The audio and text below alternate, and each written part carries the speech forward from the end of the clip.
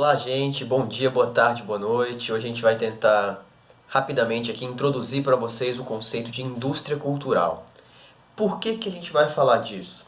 Porque esse conceito, essa ideia de indústria cultural, ela junta três dos nossos temas anteriores que estão disponíveis nos vídeos aqui também, que eu deixei para vocês.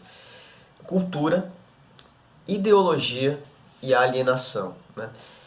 Dois autores chamados Theodor Adorno, né, que nasceu em 1903 e morreu em 1969, e o Max Horkheimer, né, que nasceu em 1895 e morreu em 1973, eles eram alemães da escola de Frankfurt, né, a famosa escola de Frankfurt na sociologia.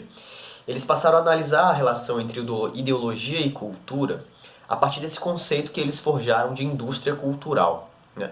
Esse conceito foi apresentado em 1947 no texto A Indústria Cultural, o esclarecimento como mistificação das massas. E nele o que eles estão discutindo é basicamente a forma como a indústria capitalista se apropria dos bens culturais e torna esses bens, massifica esses bens culturais, espalha eles como mercadorias, né? E isso gera consequências importantes.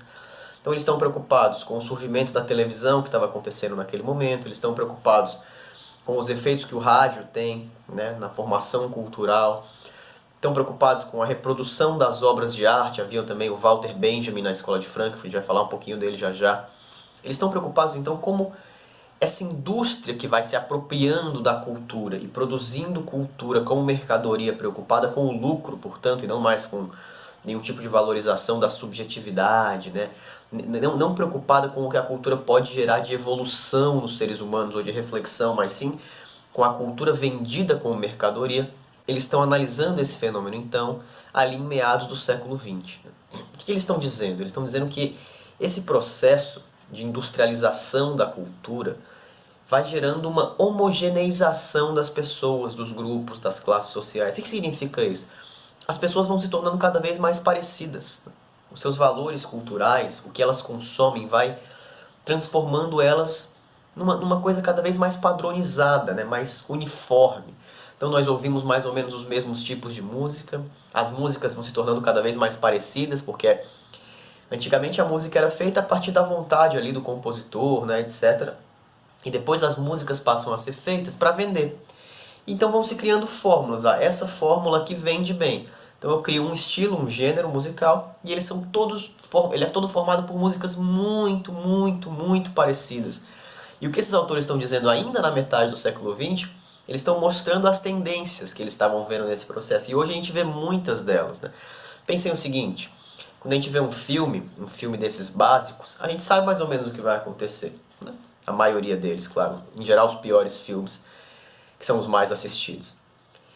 Tem um vilão, tem um herói. Em geral, a gente sabe mais ou menos para onde o filme vai caminhar, vai ter um sofrimento no meio, o herói vai se dar bem no final e vai ficar tudo certo.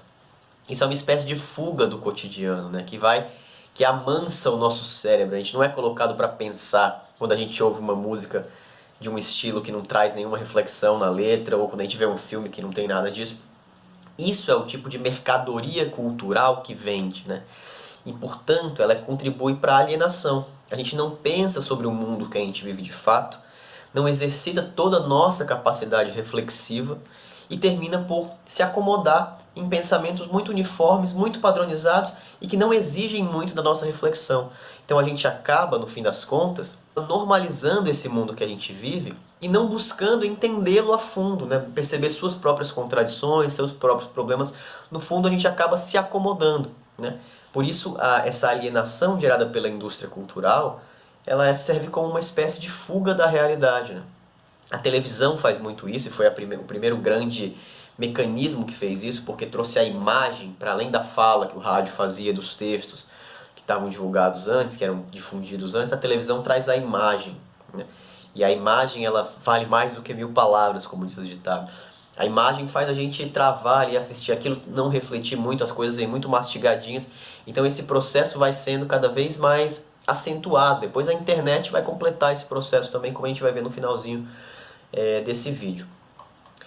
Entretanto, Walter Benjamin, que era um outro autor da escola de Frankfurt, ele alerta para um aspecto que não tinha sido tocado pelo Horkheimer e pelo Adorno. O Walter Benjamin diz o seguinte, olha, De fato, a indústria cultural é problemática, ela aliena, ela padroniza, ela não estimula a reflexão crítica, mas, por outro lado, os mecanismos de difusão em massa da cultura, das músicas, dos filmes, das novelas, das informações e etc., das obras de arte, etc., eles também democratizam esse acesso à cultura. Então não há só problemas aí, é muito possível fazer muitas coisas boas com essa difusão em massa da cultura. A questão é como se apropriar disso para fazer isso. Então o conceito de indústria cultural, que reflete sobre a música, sobre o cinema, sobre a literatura, sobre as obras de arte, sobre tudo, sobre a fotografia, sobre tudo isso, é um conceito que ajuda a gente a entender como o capitalismo se apropria da cultura para difundir a cultura como uma mercadoria e como isso molda os consumidores dessa cultura também. Ao mesmo tempo em que a cultura se adequa ao que a massa parece querer, essa massa vai se adequando ao que essa cultura produz, isso vai se retroalimentando. Então a gente vai se tornando pessoas mais bobas, né? Mais fúteis, cada vez mais superficiais, né? Ouvindo sempre aquele mesmo tipo de música, que fala de besteira, vendo sempre aqueles mesmos tipos de filme, né? Não lendo mais livros muito longos, muito profundos, porque a gente prefere informações muito curtinhas. Isso é típico da internet. E a internet vem para potencializar isso que a televisão já tinha começado. Ela democratiza muito mais a produção, a difusão e o acesso à informação. Por outro lado, ela simplifica também muito as coisas, né? Você tem micropartículas de informação, as pessoas se cansam de ler 2, 3 parágrafos, porque se acostumam a ler apenas frases, apenas manchetes. Então a internet tem um efeito de intensificar os problemas gerados por essa discussão que eles trouxeram lá no século XX sobre a indústria cultural. A internet difunde, tem muita informação boa, tem muita fonte de pesquisa boa, tem tudo ali na verdade, né? A gente está conversando pela internet agora. Por outro lado, a internet também hoje é fonte de produção de fake news, que nada mais são do que mentiras difundidas de uma forma nova e diferente. E mentiras muitas vezes produzidas sob medida para determinados tipos de público.